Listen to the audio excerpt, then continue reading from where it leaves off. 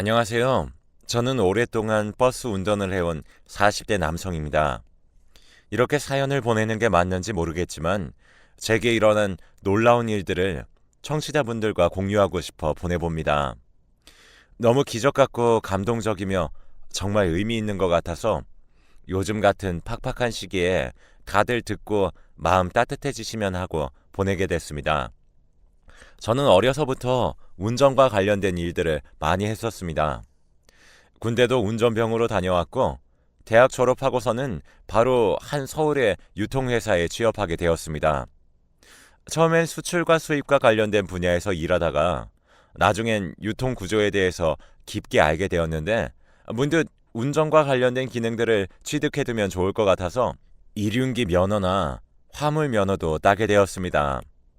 그러다 보니 점점 전문적으로 운전하는 것에 흥미를 느끼게 되었고 직장이 지루하게 느껴지더군요. 그래서 배를 모으는 일에도 흥미를 갖게 되었고 제대로 배우기 위해 다시 대학을 진학하고자 공부를 시작했었습니다. 늦은 나이에 대학을 위한 공부를 하려니 막막했지만 꿈이 확고했었고 하다 보니 또 할만하다고 느껴져서 몇 개월 정도 공부에 집중했습니다.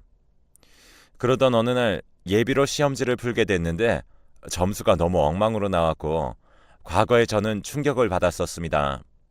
그래서 바로 다음날 근처의 학원에 등록했고 다니게 되었습니다. 20대 중후반의 늦은 나이였기에 저와 비슷한 또래로 보이는 조교 선생님이나 강사님들이 계셨지만 개의치 않고 열심히 공부에 매진했었습니다. 그러던 어느 날 제가 수업을 듣는 교실에 어떤 처음 보는 여자가 등장했고 저는 처음 본 순간부터 그 사람에게 사랑에 빠지게 되었습니다. 아직도 첫인상이 생생하게 기억이 납니다. 작은 키였고 마구 자란 단발머리의 소녀였는데 교실이 꽉 차 있었어서 어디에 앉을지 고민하고 당황한 표정이 너무 귀엽게 보였었습니다. 저는 열심히 그 여자에게 구애했고 그분도 역시 공부를 하시고 시험을 준비하시는 분이었기에 저를 거절하고 계속 거리를 두려 하셨습니다.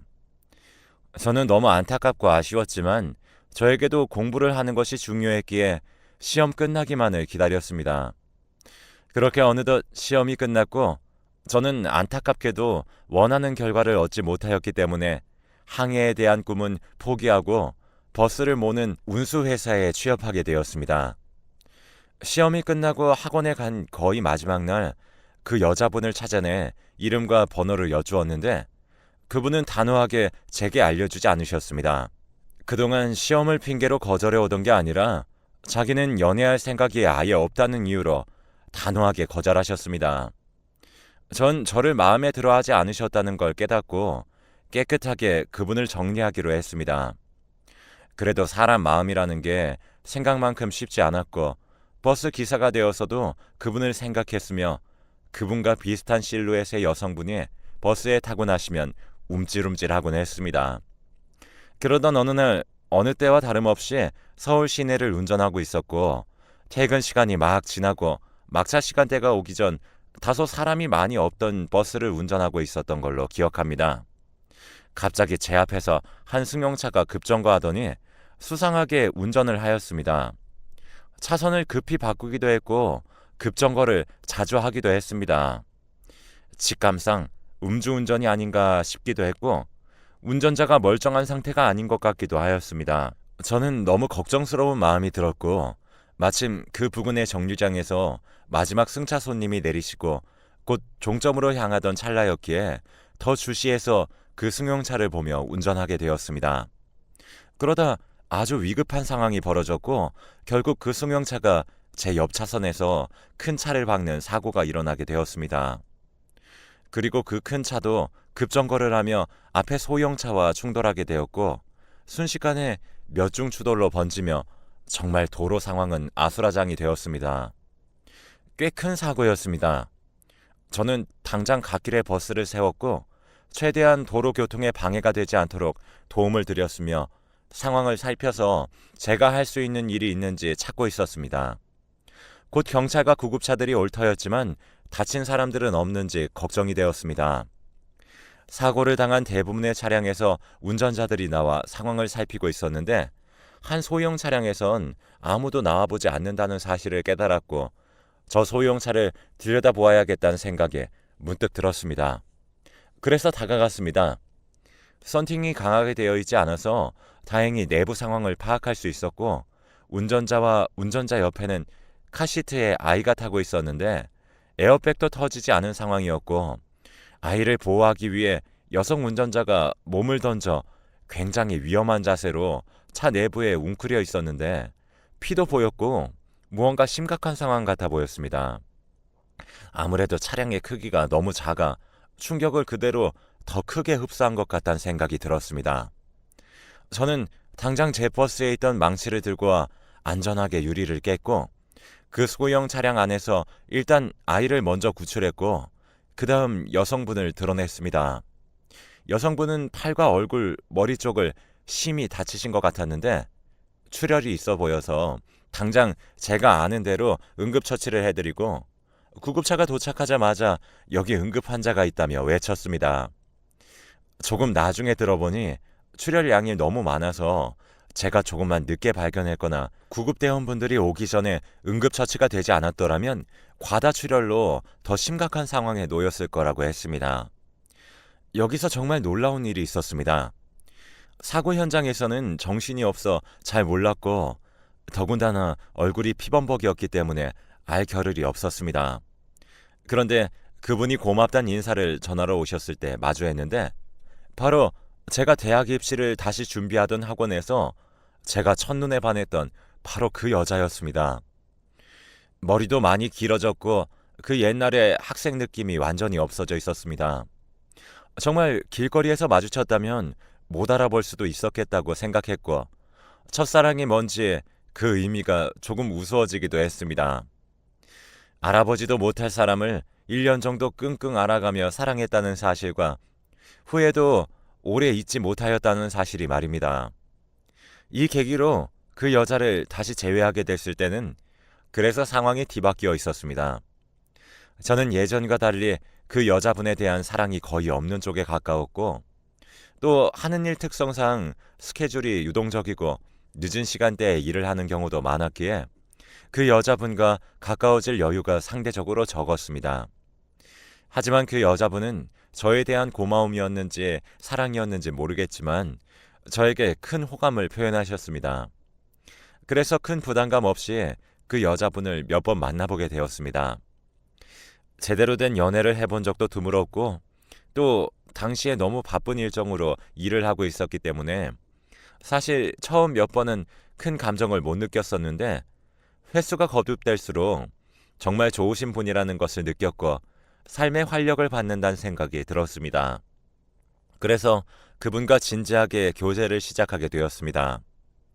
어렸을 때 혼자 짝사랑했던 첫사랑을 우연히 제외하여 이렇게 좋은 만남을 가지게 되었다는 사실에 감사하며 하루하루를 소중히 보냈습니다. 그리고 교제를 하면서 알게 된 사실인데 제가 그 당시 구해주었던 여자친구 차 안에 있었던 아기는 여자친구분 언니의 아이였다고 했습니다. 제 여자친구의 조카였던 것입니다. 그 아이와도 아주 잠깐씩이지만 어쩌다 얼굴을 보게 됐었고 제게 무척이나 고마워하였습니다. 그 사고 이후로 여자친구와 그 아이는 기적처럼 살아났다는 것에 감사히 생각하며 제게 무척이나 고마워했다고 거듭 강조했었습니다. 정말 행복한 나날들이었고 여자친구와의 사랑은 점점 깊어져 갔습니다. 그러던 어느 날 여자친구가 굉장히 심각한 표정으로 제게 울며 말했습니다. 형부가 조금 심각하고 고치기 힘든 병에 걸렸다는 소식이었습니다. 여자친구를 달래고 상황을 찬찬히 들어보니 여자친구의 형부분은 희귀한 병에 걸리신 상황이었고 그 병은 바로 갑자기 바람이나 추위가 느껴지면 심각한 통증을 느끼는 병이라고 전해 들었습니다.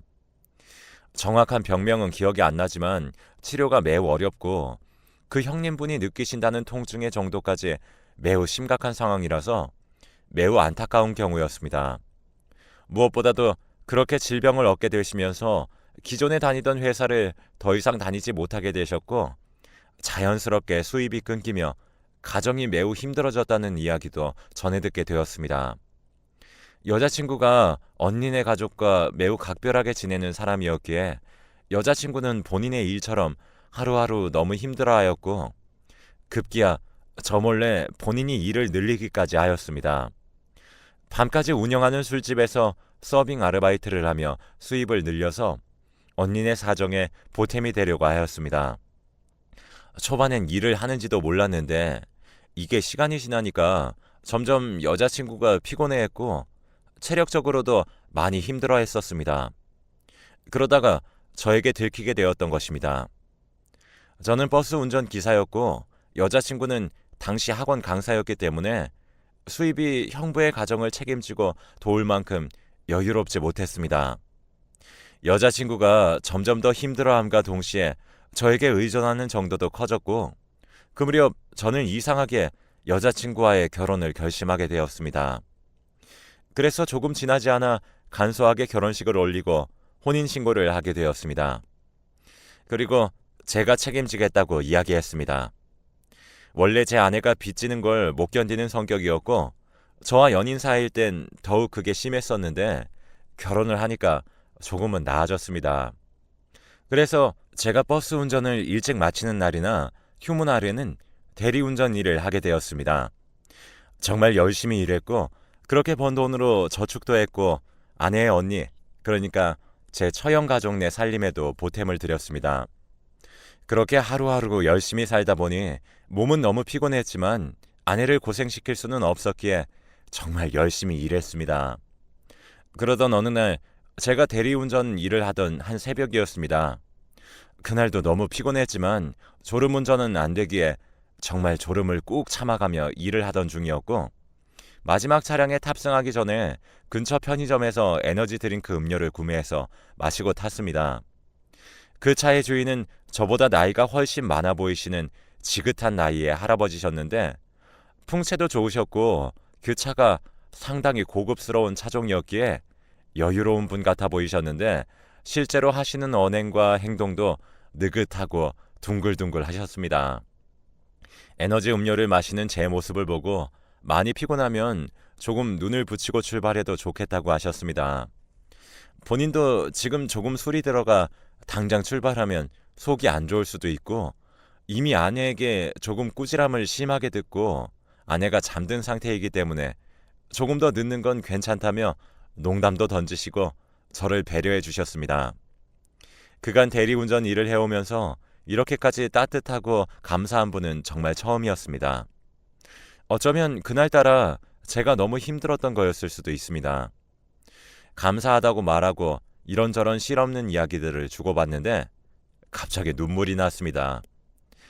감당해야 할 일이고 책임져야 하고 제가 불행하다고 생각하진 않지만 가끔씩은 정말 쉬고 싶고 자고 싶다고 말씀을 드렸는데 본인의 옛날 이야기를 들려주셨습니다. 그러더니 갑자기 엄청 큰 돈 액수를 말하시더니 이 돈을 빌려줄 테니 상황이 조금 나아진다면 그때부터 조금씩 갚으라고 하셨습니다. 너무 큰 액수였고 또 저희 가족의 일이기보단 처형내의 일이기도 했기에 선뜻 도움을 받는다고 모든 상황의 근본적인 문제가 해결되지 못할 것이라고 말씀드리며 거절했습니다. 그렇지만 그 마음과 제안은 너무 감사했기 때문에 정성스럽게 대리운전을 마치고 그분의 번호와 성함 그리고 하시는 일 정도를 여쭤보았습니다. 올해 대학병원에서 의사로 일하셨고 개업도 하셨으며 현재는 교수로 일하고 계신다고 하셨고 언제든지 돈이 필요하게 되면 말하라고 하셨습니다. 그 이후로는 일이 아무리 고돼도 세상이 따뜻하다는 느낌에 한동안 힘들지 않았던 것 같습니다. 그렇게 시간이 흘러서 형님분의 희귀병 증세가 점점 호전되게 되었고 일을 할 수 있게 되시며 갈수록 저희 가족의 상황이 나아지게 되었습니다. 그리고 몇 년의 시간이 지나서 처형의 아이, 제 아내의 조카, 그러니까 제가 10여 년 전 구해줬던 아이가 대학에 진학하게 되었고 올해 아빠의 투병 생활을 지켜보며 의사의 꿈을 꾸었던 아이는 의대에 진학하게 되었습니다. 가족 전부 꿈을 이루어가고 있는 아이가 기특해서 함께 기뻐하였습니다. 그리고 살아가면서 저희의 형편은 점점 더 좋아졌습니다.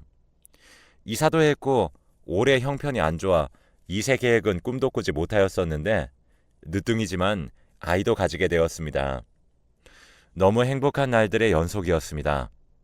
그리고 어느 날 아내로부터 이런 소식을 듣게 되었습니다. 조카 자식이 대학에서 수업을 듣다가 갑자기 수업을 진행하시던 교수님이 급성 심장 발작 증세를 일으키셨는데 엄청 신속하게 응급처치를 완벽하게 해내었고 119 신고를 하고 구조대가 도착하기 전까지 대응을 잘했다고 하였습니다. 학생들 대부분이 당황했었고 모두 의대생들이었지만 정확하게 어떠한 증상이었는지까지는 알지 못하였는데 조카는 뇌의 문제로 쓰러지신 게 아니라 심장 쪽의 문제로 쓰러지신 것이라고 파악하고 아주 적절하게 조치를 취했다고 하였습니다. 아내를 통해 전해 들었던 말들이라 정확하게 기억이 나진 않지만 여튼 조카가 매우 기특한 일을 해냈다는 이야기였습니다. 조카가 기특하고 대단하다고 느껴졌지만 한편으로는 그렇게 크게 생각하고 있진 않았기 때문에 저는 듣고 바로 까먹었었습니다. 그리고 며칠 뒤 처형네와 식사를 함께 하게 되었고 아내는 임신 중이라 잠이 많아진 상황이라 먼저 자러 들어갔었고 어쩌다 보니 저와 조카가 길고 깊은 이야기를 하게 되는 상황이 만들어졌습니다. 본인의 고충을 이야기하고 제가 살면서 힘들었던 이야기를 들어주기도 하는 조카가 훌쩍 컸다는 게 느껴졌습니다. 술도 기울이며 대화가 깊어졌고 갑자기 제가 아주 옛날에 본인을 구해준 이야기를 또 꺼내었습니다.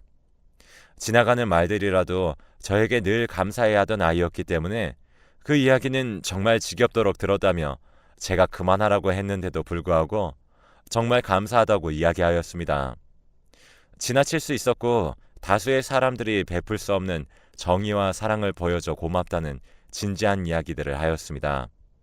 그러더니 갑자기 본인이 수업 중이시던 교수님이 쓰러지셨을 때 구해드렸던 이야기를 꺼냈습니다. 5살 남짓 되었던 본인을 구해줬던 그 절실한 마음을 떠올리게 됐고 그간 본인이 배워왔던 모든 지식들을 동원할 수 있는 힘이 거기서 왔다고 이야기했습니다. 그냥 감사하단 말을 들을 때와 달리 제가 그 아이에게 그런 영향을 끼쳤다는 사실이 너무나도 감동적이었습니다. 그리고 그 아이가 이런 이야기를 해주었습니다. 본인의 제대로 되었던 응급처치 때문에 평소 심장이 안 좋으셨던 교수님의 갑작스러웠던 발작을 잘 극복할 수 있었고 그것에 큰 감사를 느낀 교수님께서 본인을 불러 이런저런 이야기를 했다고 했습니다.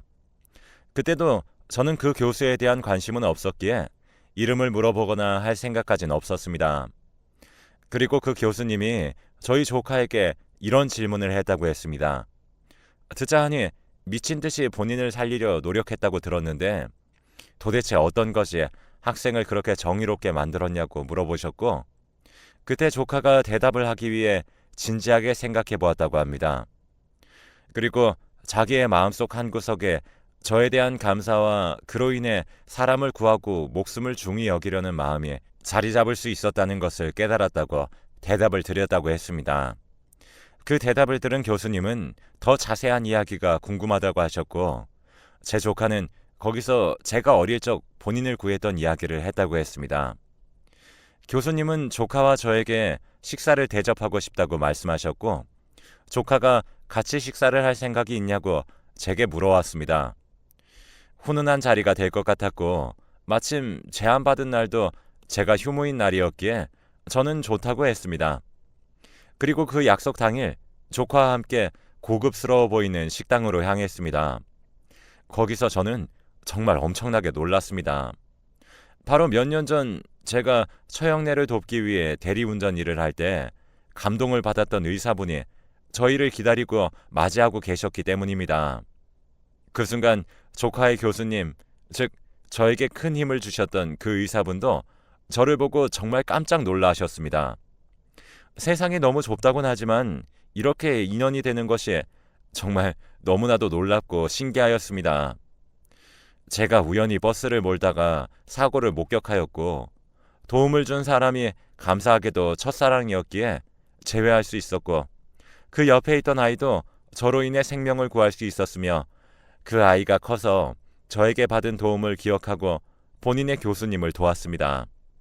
그리고 저는 힘들 때 한 어른으로부터 큰 도움을 받았었고 어떻게 갚을지 모르는 채로 평생을 감사히 살아오고 있었는데 저에게 도움을 받은 제 조카 녀석이 그 은혜를 대신 갚아드린 것은 아닌지 싶기도 하였습니다. 세상이 너무 아름다운 것 같았죠. 그 식사 자리에서 저희의 이야기들을 모두 들은 조카는 너무 놀라하셨습니다. 제 조카는 저에게 감사하고 있었고 저는 교수님께 감사하고 있었으며 교수님은 제 조카에게 감사하고 있었습니다. 모든 것이 다 믿기진 않았지만 마음이 벅찼고 세상이 너무나도 특별하다고 느껴졌습니다. 이 이야기를 통해 많은 사람들이 힘든 요즘이지만 큰 힘을 느끼셨으면 좋겠습니다.